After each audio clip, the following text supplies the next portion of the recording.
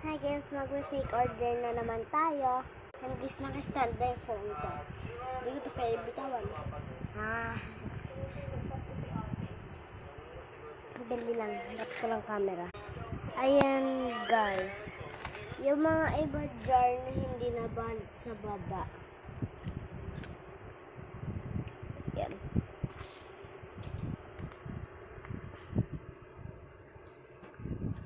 Nag-comment. Number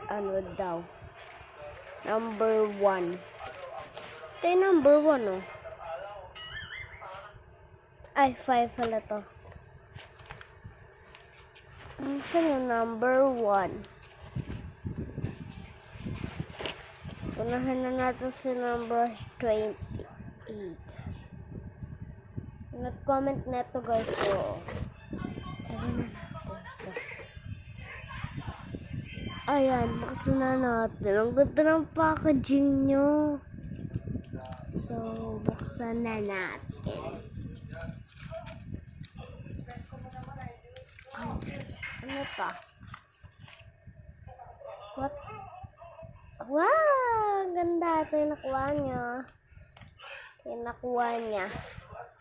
Pero fake lang yun guys ha. Fake order. Fake order itong ginagawa natin. Kasi magagalit si mami pag pinamigay ko ng totoo. Yan lang. Bye! Ay, nilipad pa to. Bye!